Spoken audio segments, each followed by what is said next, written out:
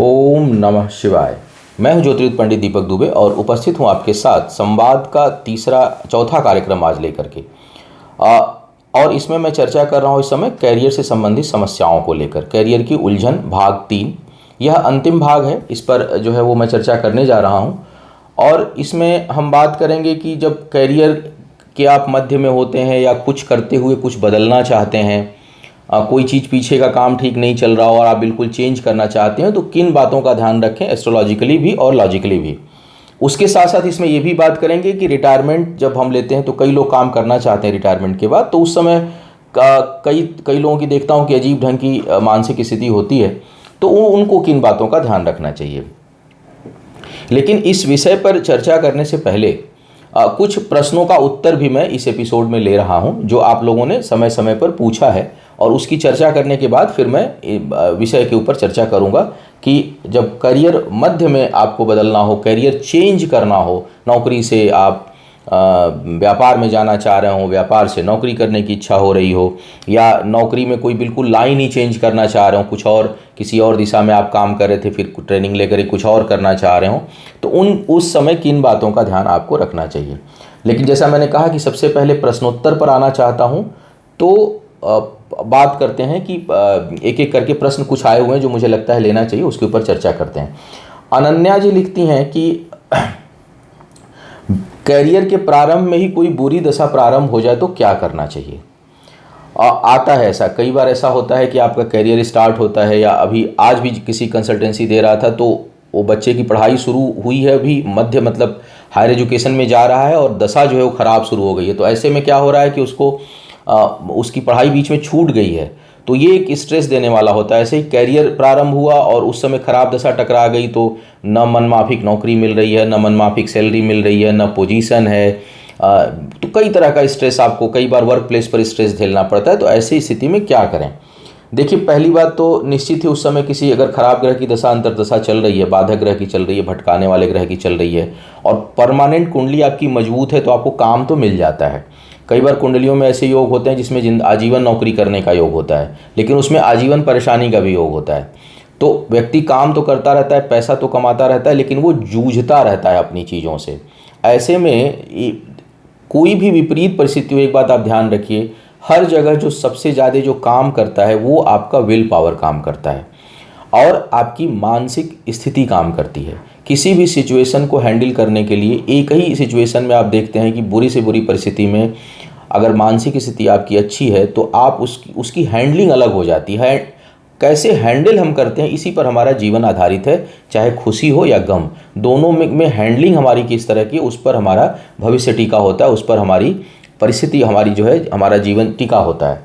तो अगर बुरी महादशा शुरू हो गई है, आप जान रहे हैं, तो वो तो चलेगी, परेशानियाँ आपको आएंगी। उसमें ज्योतिष में कुछ उस ग्रह से संबंधित रेमेडी आप कर सकते हैं, वो कुछ हद तक लाभ देता है। कई बार मैंने देखा है कि काल सर्प से प्रभावित कुंडली है, राहु या केतु की जो है दशा अंतर्दशा स्टार्ट हो गई है और उसी समय कैरियर स्टार्ट हो रहा है, चाहे पढ़ाई स्टार्ट हो रही है, तो काल सर्प शांति से कुछ हद तक राहत मिलती है, राहु या केतु की शांति से कुछ हद तक राहत मिलती है। लेकिन विल पावर को बढ़ाना होगा, विल पावर को बढ़ाना होगा, देखना होगा कि और पेशेंस बढ़ाना होगा। अक्सर जब खराब दशा चलती है उस समय मन मस्तिष्क हमेशा उलझन में रहता है, तो थोड़ा सा आप जो है वो आप देखिए कि किस ग्रह से प्रभावित है। चंद्रमा कमज़ोर है, सूर्य कमज़ोर है, मंगल कमज़ोर है, शुक्र कमज़ोर है। ये सब, शुक्र कमज़ोर होगा आनंद नहीं लेने देगा जीवन में, मंगल कमज़ोर होगा उत्साह नहीं रहेगा किसी काम में, चंद्रमा कमज़ोर होगा अजीब सी निरस्ता रहेगी, घबराहट रहेगी, एंग्जाइटी रहेगी, बेचैन रहेंगे। सूर्य कमज़ोर होगा भय उत्पन्न होगा, सूर्य चंद्रमा अगर कमज़ोर हो जाए तो आदमी हर काम करने में डरता है। तो इसका जो आसान तरीका है वो इसको सभी लोगों को ध्यान से सुनना चाहिए, अगर जो लोग भी इस स्थिति से गुजर रहे हों, कि आप वाटर इनटेक बढ़ाइए, पानी अधिक पिया करिए, मेडिटेशन करिए, थोड़ा सा स्पोर्टिव होइए, खेलिए कूदिए, जो मन करता हो। मंगल अपने आप मजबूत होगा। आप कई बार ना काम करने से उस ग्रह की एनर्जी बढ़ती है। पूजा पाठ तो एक उस रेमेडी का एक हिस्सा है ही, लेकिन उसके साथ साथ एक्टिविटी भी हिस्सा है, खान पान भी हिस्सा है, कलर थेरेपी भी हिस्सा है, कई चीज़ें हिस्सा होती हैं हमारे जीवन हमें ठीक करने की। तो थोड़ा मेडिटेशन, भगवान गणेश की नियमित पूजा, अगर ग्रह बहुत खराब है, बाधक है, तो उसकी शांति पूजा, उसके साथ साथ फिजिकल एक्टिविटी, मेडिटेशन, ध्यान और स्पोर्ट, इन तरह की चीज़ों को बढ़ाइए। चंद्रमा को मजबूत करने के लिए स्विमिंग बहुत इफ़ेक्टिव होती है। अब आजकल तो 1-2 साल से कोरोना का प्रभाव है तो उस कारण दिक्कत होती है, तो इन चीज़ों को आप करें। सूर्य को अर्घ दें, आदित्य हृदय स्तोत्र पढ़ें। अब जिस ग्रह का थोड़ा सा स्थिति अगर जिस ग्रह के कारण दिक्कत आ रही है उस ग्रह से संबंधित आप एक्टिविटी को बढ़ाएंगे तो आप बुरे समय से निकल जाएंगे। जैसे रोड खराब है तो उसको तो पार करना ही यात्रा के दौरान, अब वो 2 किलोमीटर की हो चाहे 10 किलोमीटर की हो, उस समय आपका जो मेंटल स्ट्रेंथ है, आपकी जो फिजिकल स्ट्रेंथ है, आप जिस साधन से जा रहे हैं उसका जो स्ट्रेंथ है, अगर वो अच्छा होगा तो आप धीरे धीरे गुनगुनाते हुए उसको भी पार कर जाएंगे। तो बुरी दशा है वो कुछ ना कुछ अपना प्रभाव दिखाएगी, उसको उससे निकलना कैसे है उस पर हमें ध्यान देना होता है। तो अनन्या जी, इस तरह से आप खराब समय को भी निकाल सकती हैं। अब एक बहुत कॉमन प्रश्न आता है मेरे सामने और ये बार बार आता है और बहुत बार बोलता भी हूँ, क्योंकि सब लोग इस तरह के जो नॉलेज वाले वीडियो हैं बहुत कम लोग देखते हैं। बड़ी मुश्किल ये है, उनको राशिफल, टोने टोटके इसमें ज़्यादा रहता है और वो बार बार एक ही प्रश्न करते हैं और 50 जगह करेंगे और फिर भी शांत नहीं होते, क्योंकि मन स्थिर है नहीं। क्या देखना चाहिए, क्या समझना चाहिए, क्या सुनना चाहिए, इसका भी ज्ञान नहीं है। तो नॉलेज वाले वीडियो को लोग इग्नोर करते हैं। अभी लिख दूंगा कि जो है वो शनि का परिवर्तन हो गया, फलाने राशि वाले होंगे मालामाल, उसको 10 लाख लोग देख लेंगे। तो जबकि होना ये चाहिए कि आप इस तरह के वीडियो देखिए जो आपको आपके जीवन में आजीवन काम आए, हमेशा काम आए, कभी भी वो काम हो सकता है। मैंने देखा किसी ने लिखा है कि आप एस्ट्रोलॉजिकल बताइए। लॉजिकल तो बहुत लोगों ने बता रखा है। अगर लॉजिकल क्लियर है तो एस्ट्रोलॉजी की क्या ज़रूरत है आपको? बहुत ज़्यादा ज़रूरत फिर एस्ट्रोलॉजी की नहीं है। मैं खुद एस्ट्रोलॉजर होकर के रोज़ ज्योतिष नहीं देखता, मैं रोज़ राशिफल अपना नहीं देखता हूँ, क्योंकि ठीक मैं बिल्कुल सहारा लेता हूँ और बहुत ज़बरदस्त सहारा लेता हूँ एस्ट्रोलॉजी का, लेकिन जहाँ लेना होता है वहाँ लेते हैं। रूटीन में हम नहीं लेते, रोज़ रोज़ सुबह शाम नहीं लेते, और हर पहलू पर हम ध्यान देते हैं। केवल एस्ट्रोलॉजी के बल पर पूरी ज़िंदगी को नहीं गुजारा जा सकता, इस बात को समझना होगा आप लोगों को। अब एक प्रश्न जो मैंने कहा कि बार बार लोग पूछते हैं और बहुत कॉमन, कि सरकारी नौकरी लगेगी, प्राइवेट नौकरी लगेगी, और 1000 बार इसका उत्तर दे चुका हूं कि भैया सरकारी या प्राइवेट जैसा कोई योग ही नहीं होता है। क्योंकि सरकारी नौकरी कितने साल से लगनी शुरू हुई है लोगों की, और प्राइवेट नौकरी का कॉन्सेप्ट कब से शुरू हुआ है। तो ये, और एस्ट्रोलॉजी तो आप पैदा होते हैं और जब से पृथ्वी है तब से एस्ट्रोलॉजी चल रही है। कुछ न कुछ नक्षत्र तारों का ज्ञान ऋषि मुनियों के समय से और भविष्य में भी रहेगा। अब इंडिया में तो सारी चीज़ें प्राइवेटाइज हो रही हैं, तो जो लोग बल्कि सरकारी नौकरी में थे वो भी प्राइवेट हो जाएंगे कुछ दिनों में। तो और एक बैंक का मैनेजर, चाहे वो ICICI का हो चाहे स्टेट बैंक ऑफ इंडिया का, उसी कुंडली में बहुत का फर्क नहीं होगा। उसके कुछ न कुछ, उसके बुध जो है, बुध सूर्य, अगर अब डिपेंड करता है कि उसमें काम कौन सा कर रहा है, करियर का कर रहा है कि मैनेजमेंट का कर रहा है कि मार्केटिंग का कर रहा है। क्योंकि हर सेक्शन में, क्यों बैंक में प्यून है, तो हर जगह तो सारे विभाग हैं कि टेक्निकल इंचार्ज है, कंप्यूटर ऑपरेटर है, तो डिपेंड करता है कि वो। लेकिन आप ये ना सोचें कि जो है वो बहुत फ़र्क पड़ने वाला है। एयर इंडिया का एक पायलट हो, विस्तारा का एक पायलट हो, उसे कुंडली में बहुत फ़र्क नहीं पड़ने वाला। अब तो एयर इंडिया ही प्राइवेट होकर टाटा हो गया। तो इसलिए आप पहली बात तो सरकारी प्राइवेट के चक्कर में ना पड़ें। हाँ, एक ज़रूर योग होता है कि इनकम की कॉन्टिन्यूटी किस प्रकार की है आपकी कुंडली में, ख्याति का योग किस प्रकार का है, प्रसिद्धि का योग किस प्रकार का है। कई लोगों का जब सूर्य या दशम भाव मजबूत होता है तो उनका जन संपर्क बहुत तेज होता है, उच्च अधिकारियों से, प्रभावशाली लोगों से उनका संपर्क होता है। आपका लग्नेश बहुत मजबूत होगा तो आप खुद बहुत प्रभावशाली होंगे, आपके साथ बहुत से लोग जुड़ेंगे और जुड़ना चाहेंगे, आपकी खुद की ख्याति बहुत होगी, आप स्वयं प्रभावशाली हो जाते हैं। तो और कुछ कुंडलियों में ऐसा होता है कि शोषण बहुत होता है, चाहे कितने भी बड़े पद पर रहिए, कोई ना कोई आपको शोषण करने वाला मिलता रहेगा, हमेशा परेशान रहेंगे आप। तो पहली बात कि सरकारी प्राइवेट का भ्रम आप हटा दीजिए। जो अवसर आपके हिसाब से बढ़िया मिल रहा है, जिसके आप योग्य हैं, उसको आप करिए और इस भ्रम में मत। एक धर्म संकट मेरे सामने आती है और वो अक्सर देखता हूँ कि इसमें भी किसी ने प्रश्न लिख के भेजा है कि परीक्षा आने वाली है, क्या करूँ, पास होऊंगा कि नहीं होऊंगा। दिक्कत तब मुझे और हो जाती है जब कैंडिडेट खुद मुझे फ़ोन करके पूछता है। पहली बात तो जब परीक्षा देने जा रहे हैं तो कोशिश करिए कि एस्ट्रोलॉजिकल कंसल्टेंसी मत लीजिए। अब मैं अपने पैसे के विरुद्ध बोल रहा हूँ, क्योंकि आप लेंगे तो मुझे तो फ़ायदा होगा, धन आएगा, इसलिए मत लीजिए। कि एस्ट्रोलॉजर कोई भी होगा, मैं भी होता हूँ ना, तो मुझे भी संकोच होता है अगर मैं निगेटिव देख रहा होता हूँ तो, क्योंकि अगर मैं उस समय देख रहा हूँ कि ठीक नहीं है, पास होने के चांसेस कम हैं, और मैं अगर ये बात बोलता हूँ तो आप आधा फेल तो वैसे ही हो गए, क्योंकि आप साइकोलॉजिकली परेशान हो जाएंगे कि हम फेल हो रहे हैं और हमारा कुंडली में ग्रह स्थिति ठीक नहीं है। अच्छा, अगर झूठ बोल नहीं सकता एस्ट्रोलॉजर, बोलना भी नहीं चाहिए कि नहीं आपको बड़ा अच्छा योग बन रहा है, ज़बरदस्त नंबर से आप पास करेंगे, तो एक तो इससे बचिए, क्योंकि अंतिम समय में हाँ, गार्जियन अगर सलाह लेकर के कोई उपाय करना चाहते हैं पहले, तो वो उनको पूछना चाहिए। अगर देख रहे हैं कि बच्चा एंग्जाइटी में रह रहा है, स्ट्रेस में रह रहा है, तो और गार्जियन आप हैं, तो आपको चाहिए कि आप उस पर बात किसी काउंसलर से, एस्ट्रोलॉजर से कर लें कि भाई किस तरह की स्थिति आ रही है और हम इसके लिए क्या कर सकते हैं। लेकिन कभी भी कैंडिडेट को बात इस तरह की चीज़ों पे नहीं करना चाहिए। डिप्रेशन का कोई शिकार हो, उसको भी सीधी बात नहीं, उसका कोई गार्जियन हो तो बात करे तो अच्छा है। हाँ, काउंसलिंग की ज़रूरत हो कभी, तब जरूर हम लोगों से बात करानी चाहिए, लेकिन वो शिक्षा के ऊपर मत बात करें, ऐसे ही बात कराइए जिसमें कि हम पढ़ाई लिखाई की बात नहीं करेंगे, हम फेल पास की बात नहीं करेंगे, हम ऐसे बात करेंगे ताकि वो मोटिवेट हो सके। तो इन चीज़ों का ध्यान आपको रखना चाहिए। और अगर परीक्षा देने वाले हैं, पास होंगे कि नहीं होंगे, कॉम्पिटिटिव एग्ज़ाम देने वाले हैं, मेडिकल एग्ज़ाम देने वाले हैं, तो कुछ हद तक हेल्प मिलता है जब हम लोग बोलते हैं कि नहीं भाई कुछ बाधा का योग है, इन चीज़ों को बढ़ा दीजिए। लेकिन होता क्या है कि फियर ऑफ फेल्योर इतना खतरनाक होता है ना कि आदमी कॉन्फिडेंस लूज कर जाता है और आधा दिमाग उधर ही चला जाता है उसका। तो बेहतर हो कि आप उसको अवॉइड करिए, पूरे कॉन्फिडेंस के साथ दीजिए एग्ज़ाम में अगर आप अपियर हो रहे हैं तो। और अगर पूछना हो तो 6 महीने पहले पूछिए, ताकि आपकी एंग्जाइटी भी कम होगी और आप तैयारी अच्छे से, अगर कोई बाधा का योग आ रहा है तो करें। बिल्कुल परसों परीक्षा है, आज पूछने का कोई लाभ नहीं है। और उस समय अगर फेल भी हो रहे होंगे तो हमारे सामने धर्म संकट हो जाएगा कि हम आपको वो बात ना कह सकें जो आप उस समय सुनने से आपका नुकसान हो। हम हो सकता है कुछ संकेत में बात करें, हम कहेंगे हाँ थोड़ा सा ठीक लग रहा है, मेहनत और करिए, इससे अधिक मैं बोल नहीं पाऊंगा। तो या कोई भी एस्ट्रोलॉजर को बोलना भी नहीं चाहिए, क्योंकि वो आपके विल पावर को कमज़ोर कर देता है।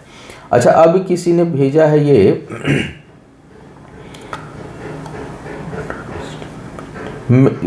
किसी ने लिखा है कि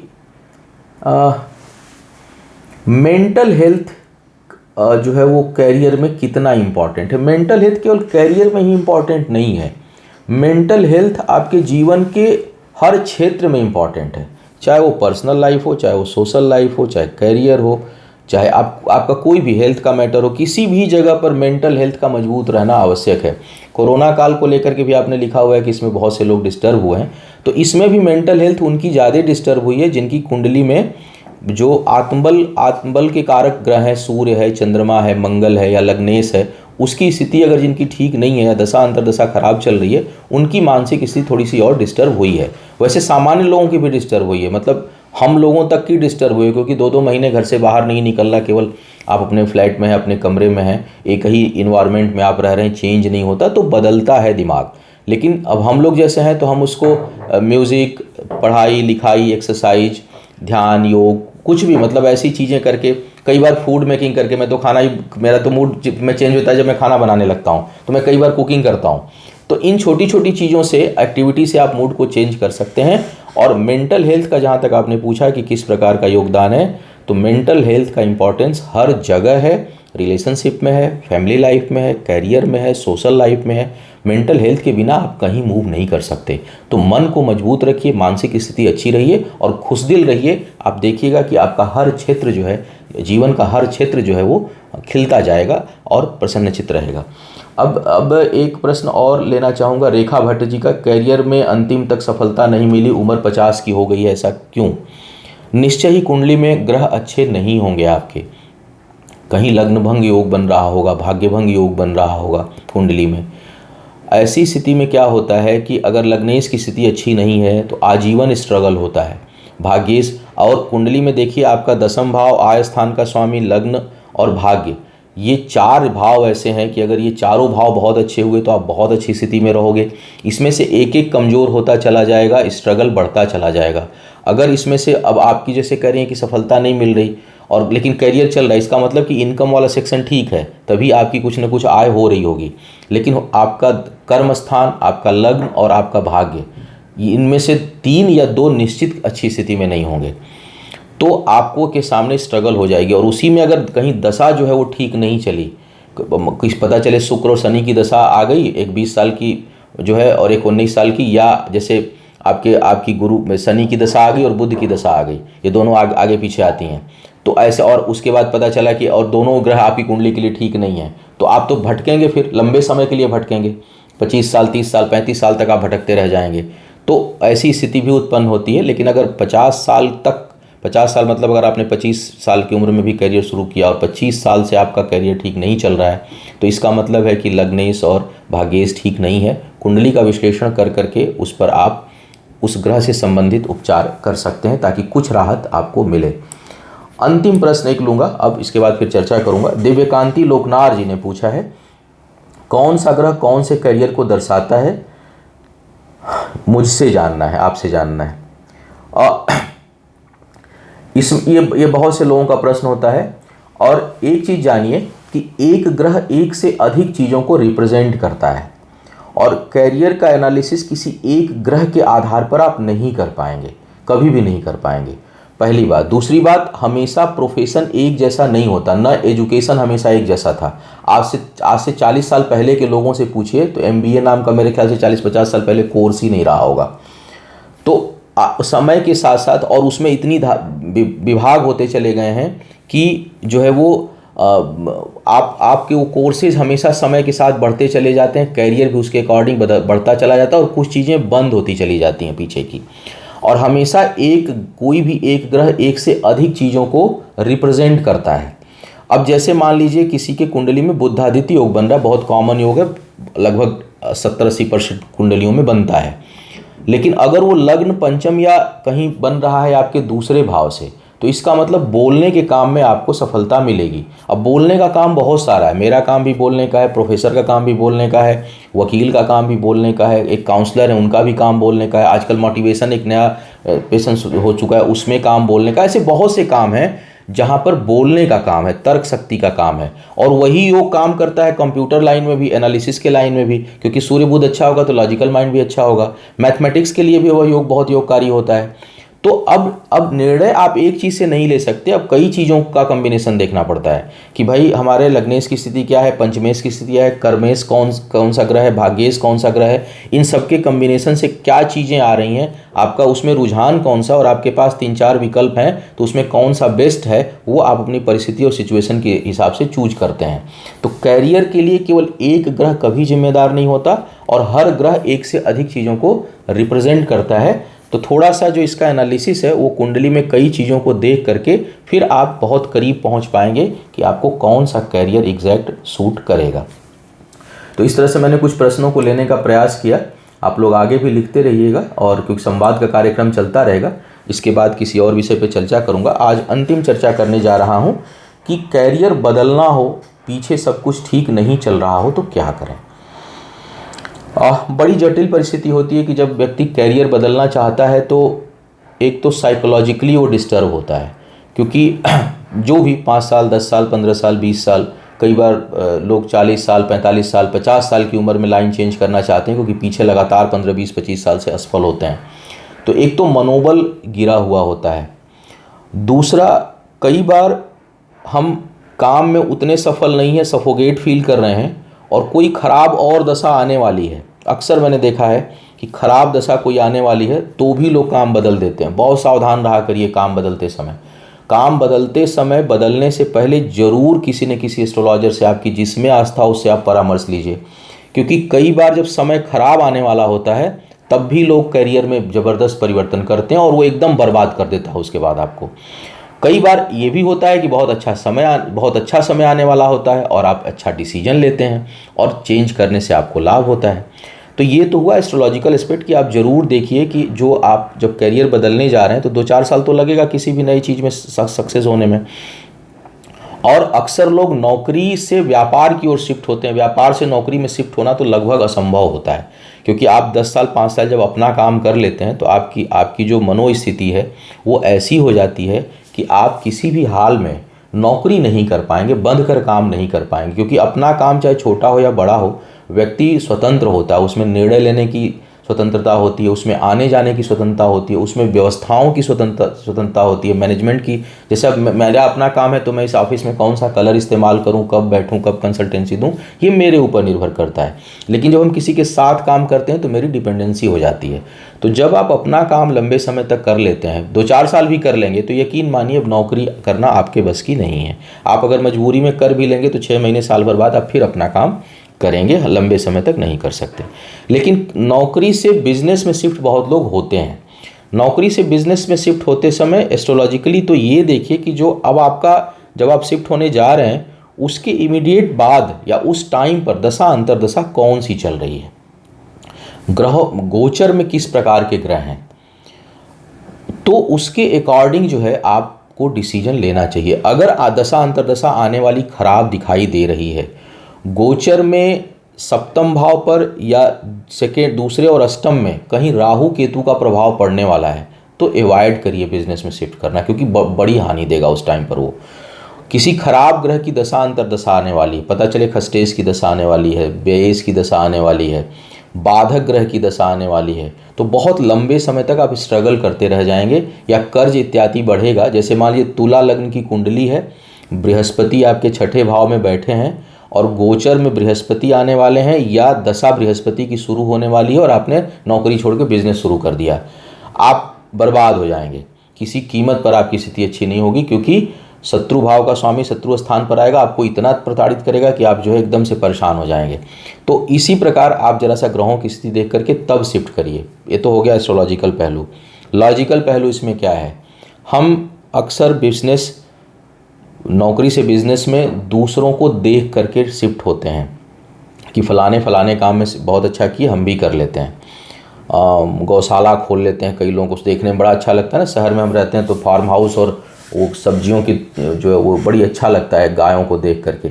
लेकिन खुद भी आपको देखना होगा कि आप अगर 10 साल 15 साल वाइट कॉलर जॉब किए हैं तो आप गोबर उठा पाएंगे कि नहीं जा करके, या उनके साथ मिट्टी में आप रह पाएँ, क्योंकि देखने में अच्छा लगता है लेकिन एक्चुअल में जाके जब आप गांव में रहिए, मैं तो दोनों जगह से बिलोंग करता हूं, गांव में भी रहता हूं, शहर में भी, तो जब मच्छर लगते हैं, कीड़े मकोड़े लगते हैं बरसात के मौसम में, तो हालत ख़राब हो जाती है और फिर लगता है कि कहाँ आके फंस गए, भागे यहाँ से। तो इन चीज़ों का एनालिसिस करिए कि आपका टेम्परामेंट कैसा है, क्या आप उसके ऑड्स को झेल पाएंगे, नंबर 1। नंबर 2, रुचि किस में है। नंबर 3, इन्वेस्टमेंट का बैकअप कितना है आपके पास। नंबर 4, आपको नॉलेज, जैसे पहले एपिसोड में भी बोला था मैंने कि जिसमें नॉलेज हो, जिसमें भरोसा हो, खुद का नॉलेज हो, उसमें कभी भी दूसरे के बल पर, स्पेशली जब आप शिफ्ट होने जा रहे हैं और आप बड़े बिजनेस टाइकून के लड़के नहीं हैं, बहुत ज़्यादा आपके पास बहुत अथाह पैसा नहीं है और अनुभव नहीं है, तो आप उस तरह के काम को नहीं करिए। इन्वेस्टमेंट हमेशा बिजनेस करते समय बहुत जो है वो हिसाब से करना चाहिए, सोच समझ कर करना चाहिए, क्योंकि 2-4 साल कोई भी बिजनेस तुरंत नहीं खड़ा होता है, टाइम लगता है। तो इन चीज़ों को आप एनालाइज करके, जिसमें अनुभव हो, एक्सपीरियंस हो और जिसका मार्केट वैल्यू हो, इस समय जो चीज़ चलने की संभावना हो, जिसका फ्यूचर स्कोप हो, उन चीज़ों में आप जो है वो हाथ डालेंगे, तब जा कर के कहीं सफलता होगी। और साथ साथ प्रारंभ करने से पहले जरूर, यहाँ पर मैं कहूँगा, 1-2 जगह मैंने मना किया कि मत पूछिए ज्योतिष, लेकिन शुरू करने से पहले जरूर एस्ट्रोलॉजिकल कंसल्टेंसी लीजिए, बहुत हेल्प करेगा आपको। एक प्रश्न आता है और मेरे पास कई बार ऐसे लोगों के जो है वो उलझन भरे प्रश्न आते हैं, रिटायरमेंट होने वाले हैं, क्या करें, पद प्रतिष्ठा, बहुत बड़े बड़े पद पर रहे हैं, रिटायर हो गए हैं और अब जो है वो वही चीज़ पाना चाहते हैं, उलझन है कि उस समय क्या करें। ये थोड़ा सा जटिल प्रश्न हो जाता है, आपके पसंद नापसंद की। एक चीज़ ज़रूर कहूँगा, उम्र के साथ साथ अपनी सोच की दिशा को थोड़ा बदलते रहिए। अब ये अजीब सा, कई लोग बोलते हैं कि नहीं जितना आप उत्साहित रहेंगे ठीक है, लेकिन यकीन मानिए एक हर उम्र के साथ अगर आप अपनी सिचुएशन को समझते हुए, फिजिकल मेंटल फैमिली के कंडीशन को समझते हुए अगर आप स्टेप नहीं लेंगे तो केवल और केवल दुख हासिल होगा, निराशा हासिल होगी। तो समय के साथ आपको ये देखना पड़ेगा कि मेरी खुद की कैपेसिटी किस प्रकार की है। इच्छाओं को मारिए मत, इच्छाओं को बढ़ाइए, लेकिन उस इच्छा की दिशा को बदलिए। हर चीज़ की इच्छा हर उम्र में नहीं की जा सकती और हर इच्छा हर उम्र में पूरी नहीं हो सकती। तो इस वास्तविकता को समझते हुए मेरा हमेशा ये कोशिश रहती है, जब मैं लोगों की, हमेशा कई बार एस्ट्रोलॉजी के अलावा लोग काउंसलिंग के लिए या समझने के लिए मुझसे परामर्श लेते हैं, तो मेरा ये प्रयास रहता है कि आप रियलिस्टिक अप्रोच रखिए लाइफ में। खुश रहना चाहते हैं, दुख से दूर रहना चाहते हैं, रियलिस्टिक अप्रोच रखिए। आप वास्तविकता के करीब रहिए, समझिए चीज़ों को, भ्रम मत पालिए दिमाग में, स्पष्ट रखिए। और इस स्पष्टता का मतलब ये होता है, या सत्यता के करीब रहने का मतलब निराशा नहीं होता, बल्कि आपके अंदर और आप देखेंगे कि कॉन्फिडेंस आएगा, झूठा कॉन्फिडेंस मत पालिए कि नहीं नहीं मैं तो 70 की उम्र में भी जो है वो ये काम कर लूँगा। कर सकते हैं, लेकिन बहुत एक्सेप्शन लोग होते हैं। उत्साह रखिए अपने को फिट रखने का, जीने का लोगों। और एक 60-65 के बाद ना, हमारे धर्म में कहा जाता है कि मनुष्य जो है देवता हो जाता है। जानते हैं देवता का क्या अर्थ होता है? देवता का मतलब देने वाला। तो एक एज के बाद जब आपके पास अनुभव, ज्ञान, पैसा हो जाता है, तो अब आप देने की प्रवृत्ति कर लीजिए, लेने की प्रवृत्ति अब मत रखिए। कई बार होता है कि हम सोचते हैं कि नहीं 65 के हो गए और कमा लें, झट और मकान बना लें, ये कमा लें, लड़के का ये नहीं हो रहा, वो फिर लेने की प्रवृत्ति। जितना लेने की प्रवृत्ति होगी, ग्रह माने क्या? ग्रहण करना। जब तक लेने की प्रवृत्ति होगी, ग्रह परेशान करते रहेंगे। जैसे ही देवतुल्य हो जाएंगे, देवतुल्य यानी देने की प्रवृत्ति हो जाएगी, यकीन मानिए जीवन में सुख सुविधाएं बढ़ जाएंगी आपके, और तनाव खत्म हो जाएगा, क्योंकि लेने की इच्छा ही नहीं है, देने की इच्छा है। बताइए आपको क्या चाहिए? ज्ञान चाहिए, ठीक है ले लीजिए। मेरे पास पैसा बहुत है, आपका बिजनेस नहीं, ले लीजिए 5 लाख रुपए, अपना बिजनेस करिए। अब फिर चक्कर में पड़ जाएंगे, 5% ब्याज भी लेना है, तो दुख होगा। तो जिसकी मदद कर सकते हैं ईमानदारी से उसकी करिए, ज्ञान से, शिक्षा से, बुद्धि से, धन से, बल से, और अपने को व्यस्त रखिए, इंजॉय करिए। कोई काम कर सकते हैं, कहीं कंसल्टेंट एडवाइज़र हो सकते हैं, बिल्कुल दीजिए, खुल के दीजिए। लेकिन थोड़ी सी जो आपकी जो चाहत है, जो कार्यशैली है, जो डिज़ायर्स हैं, उसमें अगर आप समय के साथ हल्का हल्का कर्व नहीं लेंगे, जैसे सड़क ऐसे मुड़ रही हो और सोचें कि उस समय भी सीधा चलाएंगे, आप गिर जाएंगे आगे थोड़ी देर बाद जा करके। तो आप अगर रोड कर्व ले रही है ना, तो आपको अपनी ड्राइविंग में भी कर्व लाना पड़ेगा। जीवन भी वैसा ही है। अगर वो लेफ्ट की तरफ मुड़ रहा है तो आप भी थोड़ा लेफ्ट की तरफ मुड़िए। जब लेफ्ट की तरफ की बजाय आप सीधा जाने लगेंगे या राइट मुड़ेंगे, एक्सीडेंट हो जाएगा, गिर जाएंगे नीचे। और वही होता है लाइफ में। तो इन चीज़ों का थोड़ा सा ध्यान रखिए। और हाँ, ये ज़रूर है कि हमेशा कर्मठ रहिए। हमेशा उस उम्र और उस एज के हिसाब से कुछ नए नए लक्ष्य आप बनाते रहिए। फिर कहूँगा, लक्ष्य बनाइए, लस्ट मत रखिए। किसी लक्ष्य में व्यसनरत मत हो जाइए। अति महत्वाकांक्षा मत पालिए, महत्वाकांक्षी होइए। हमेशा कुछ करने को सोचिए, हमेशा एक जुनून रखिए कि काम करना है, लेकिन उसको इतना नहीं रखना है कि मेरी रात की नींद खराब हो जाए, मैं ठीक से खाना ना खा पाऊँ, मैं अपने घर परिवार या दोस्तों को समय ना दे पाऊँ। सबके लिए थोड़ा थोड़ा समय लेके। लाइफ इस रूप में, इस चेहरे में आप पहली और अंतिम बार धरती पर हैं। ठीक है, हमारा धर्म कहता है कि हमारी जन्म जन्मांतर की यात्रा है, नो डाउट, लेकिन हमको अगला जन्म याद रहने वाला नहीं है। दीपक दुबे इस चेहरा, इस मोहरा, इस टेम्परामेंट, इस एनर्जी के साथ मैं पहली और अंतिम बार धरती पर हूँ। इसके बाद मुझे नहीं आना है इस रूप में। हमारा रूप परिवर्तित हो जाएगा और ये हम सबके साथ है। तो इस लाइफ को अच्छे से जीना है, आनंद के साथ जीना है, स्ट्रेस नहीं लेना है, जुनून बनाए रखना है, काम करने की इच्छा बनाए रखनी है, लेकिन किसी भी चीज़ को इतना हावी नहीं होने देना है जो मुझे आनंद लेने से मना करे, आनंद लेने से रोके, हमारे ऊपर डिप्रेशन पैदा करे, हमारे अंदर एग्जाइटी पैदा करे। ऐसे कैरियर में नहीं पड़ना है। तो कैरियर की उलझन के ऊपर मेरा अभी मैं फ़िलहाल ये ख़त्म कर रहा हूँ एपिसोड। आगे संवाद के 5वें अंक में किसी और विषय पर बात करूँगा। कुछ प्रश्न होगा, लिख भेजिएगा, चर्चाएं आपके साथ चलती रहेगी। संवाद कार्यक्रम मैंने इसीलिए शुरू किया है कि आपसे संवाद थोड़ा सा ज्योतिष से हट के हो। आपका आने वाला समय शुभ हो, आयु, आरोग्य और ऐश्वर्य की वृद्धि हो। इन्हीं शुभकामनाओं के साथ आपसे विदा लूँगा। पुनः मुलाकात होगी किसी नए विषय पर। तब तक के लिए मुझे आज्ञा दीजिए। ओम नमः शिवाय।